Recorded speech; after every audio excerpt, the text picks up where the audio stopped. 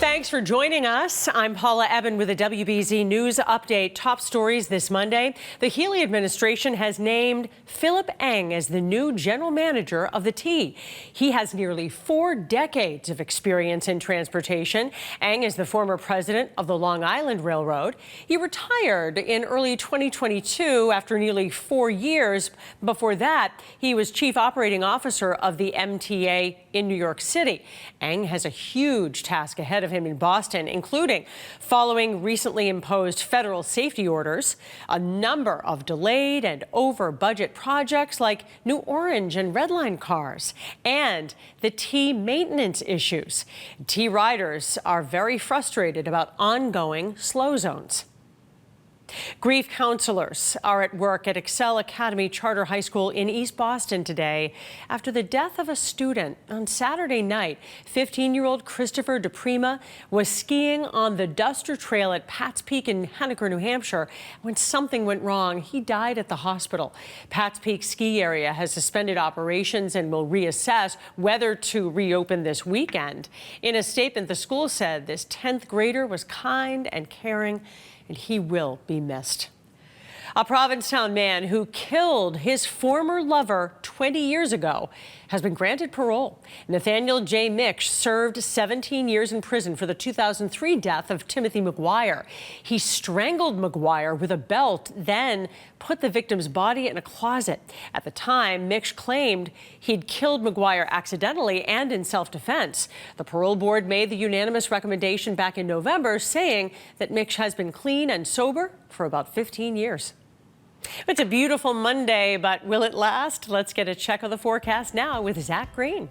You wouldn't know it by the scene out there right now, but this evening is going to kick off an unsettled pattern. So over the course of the next few hours, we'll start to phase out some of the blue sky, and the clouds will be the common thread. So by the end of the day, and we're looking towards sunset, it's an overcast scene, and with it, we're accompanied by some showers. It's not going to be groundbreaking for the ride home or any after-school plans, but from the late evening, overnight, leading into headaches on Tuesday morning, we should be prepared for some of the rain chances tomorrow. There's a little bit of a mix for interior locations, but a better shot of some snow expected from Wednesday night into Thursday morning before yet another chance of rain for the upcoming weekend. So if you can be out and about by the early afternoon, take advantage of it. Now later in the day, it's going to be more about the clouds than anything else, and that will stall our numbers, but we are very mild. 49 degrees right now in Boston and Worcester. The cool spots across central and eastern Massachusetts, which by the way is going to be the last to see some of the rain. If you're traveling a little farther to the west, this batch is going to be introducing itself probably around our evening commute, but you notice that there's a bunch of different colors across the screen, whether it's green out towards the Ohio River Valley or the snow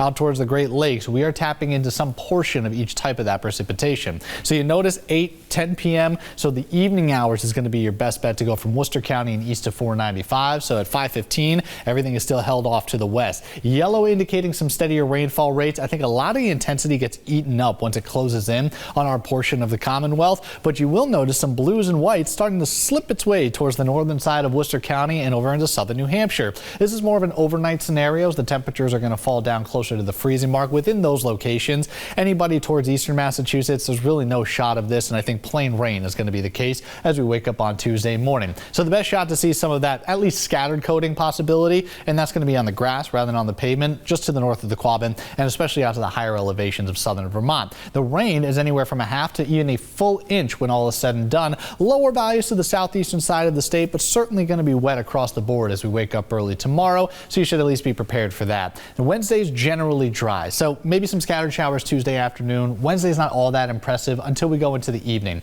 and that's going to be a sweeping front that's going to move out of the northwest, introducing a light chance of snow, and some of these squalls may actually lower visibility more for third shifters than anything else. It doesn't seem to be too much of an issue as we go into Thursday midday, and thankfully the afternoon is going to gradually clear out. Will be breezy, but for the first pitch over at Fenway Park for the Red Sox home opener at 2:10, things should be shaping up all right. I do not expect a delay to come along with this one. I do think that it's going to be wrapping up as we make our way closer to Thursday midday. Once we make our way to the upcoming weekend, another round of showers, and this is going to be all rain. No chance of winter as we've got a real press towards 60 degrees come Saturday afternoon. So Thursday is our relative cool spot. It will be breezy for the first pitch. Friday's back near 50 degrees. Saturday's got 60, and then we'll clear things out for the second half of the weekend.